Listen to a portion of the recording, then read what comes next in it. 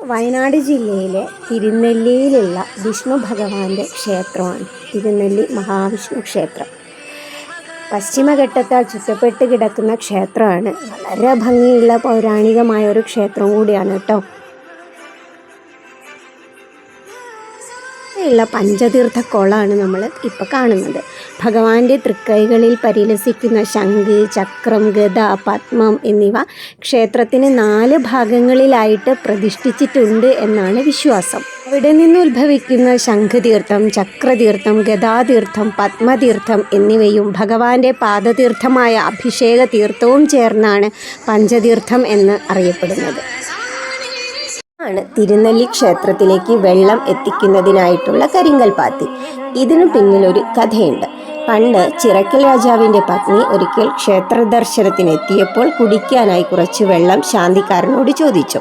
ആ സമയം ശാന്തിക്കാരൻ പാപനാശിനിയിൽ നിന്നും വെള്ളം എത്തിക്കുന്നതിനുള്ള ബുദ്ധിമുട്ട് തമ്പുരാട്ടിയെ അറിയിച്ചു. കേട്ട തമ്പുരാട്ടി അപ്പോൾ തന്നെ പരിചാരകരോട് ക്ഷേത്രത്തിലേക്കുള്ള വെള്ളം എത്തിക്കാനുള്ള നടപടി തുടങ്ങാൻ ആജ്ഞാപിച്ചു എന്നാണ് കേൾവി. മഹാവിഷ്ണു ക്ഷേത്രത്തിന് അടുത്തായിട്ട് സ്ഥിതി ചെയ്യുന്ന അതിപുരാതനമായ ഒരു ഗുഹാക്ഷേത്രം കാണാൻ വേണ്ടിയിട്ടാണ് നമ്മളിപ്പോൾ പോകുന്നത്. അമ്പലത്തിൽ നിന്ന് ഈ സ്റ്റെപ്പ് ഇറങ്ങി കുറച്ച് നടന്നിട്ട് വേണം നമ്മൾ പോകാനായിട്ട്. പാപനാശിനി പോകുന്ന വഴിക്ക് തന്നെയാണ് ഈ ഗുഹാക്ഷേത്രം സ്ഥിതി ചെയ്യുന്നത്. ഹുണ്ടിക ഗുഹ എന്നാണ് ഇത് അറിയപ്പെടുന്നത്. ഇങ്ങനെ ഒരു പാലം കടന്നിട്ട് വേണം അങ്ങോട്ടേക്ക് പോകാനായിട്ട്. പാലത്തിൻ്റെ ഇരുവശങ്ങളിലുമായിട്ട് ഒരുപാട് തുണികളൊക്കെ കാണാനുണ്ട്, ചുമന്ന തുണികൾ. എന്തോ ആചാരത്തിൻ്റെ ഭാഗമായിട്ട് ഉപേക്ഷിച്ച തുണികളാണെന്നാണ് തോന്നുന്നത്. നല്ല കാട് പിടിച്ച സ്ഥലമാണ് കേട്ടോ. എന്നാലും ഭയങ്കര ഭംഗിയുള്ളൊരു സ്ഥലവും കൂടിയാണ്.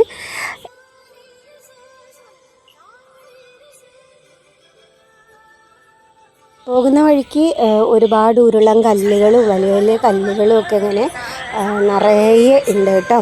ചെറിയൊരു ഗുഹാക്ഷേത്രമാണ്. നമ്മളെ പാറ തുറന്നിട്ടുള്ള ക്ഷേത്രമാണ് കേട്ടോ. കുഞ്ഞു ക്ഷേത്രമാണ്. അതിൻ്റെ ഉള്ളിൽ പ്രതിഷ്ഠ വരുന്നത് പരമശിവനാണ്. അവിടെ വിളക്ക് വയ്ക്കലും പൂജയൊക്കെ കാര്യങ്ങളും എല്ലാം ഉണ്ട്. ഇതിനകത്ത് നമ്പൂതിരി ഒരുപാട് ഇങ്ങനെ കുനിഞ്ഞിട്ട് വേണം കേട്ടോ അതിനുള്ളിലേക്ക് കയറാനായിട്ട്. അത്ര ഒരു കുഞ്ഞു സ്പേസ് മാത്രമേ ഉള്ളൂ. പിന്നെ തൊട്ടടുത്തൊക്കെ നിറയെ കല്ലുകളൊക്കെ ഇങ്ങനെ അടുക്കി വെച്ചിട്ടുണ്ട് കേട്ടോ. ഏറ്റവും വലിയ രസം എന്താ വെച്ചാൽ അവിടെ കല്ലുകൾ പെറുക്കി വയ്ക്കരുത് എന്നുള്ള ബോർഡ് വരെയുണ്ട്. പക്ഷെ അതിൻ്റെ താഴത്ത് വരെ ആൾക്കാർ കല്ലുകൾ പെറുക്കി വെച്ചിട്ടുണ്ട്. എന്തായാലും ഇനി നമ്മൾ കാണാൻ പോകുന്നത് പാപനാശിനിയാണ്. ബ്രഹ്മഗിരി കുന്നുകളിൽ നിന്നും ഉത്ഭവിക്കുന്ന ഒരു പുണ്യ നദിയാണ് പാപനാശിനി. പുരാണങ്ങളനുസരിച്ച് അമൃതിൻ്റെ ഒരു തുള്ളി ഈ ഒരു അരുവിയിൽ വീണെന്നും അതിന് ശുദ്ധീകരണ ശക്തി ഉണ്ടെന്നും വിശ്വസിക്കുന്നതിനാൽ പിതൃകർമ്മം ഇവിടെ വന്ന് നടത്തിയാൽ മോക്ഷം ലഭിക്കും എന്നാണ് വിശ്വാസം. ഫോട്ടോസോ വീഡിയോസോ ഒന്നും ഈ പിതൃകർമ്മം ചെയ്യുന്ന സ്ഥലത്ത് അലൗഡ് അല്ല. അവിടം വരെയുള്ള വീഡിയോസ് നമ്മൾ ഇതിനകത്ത് ആഡ് ചെയ്തിട്ടുണ്ട്.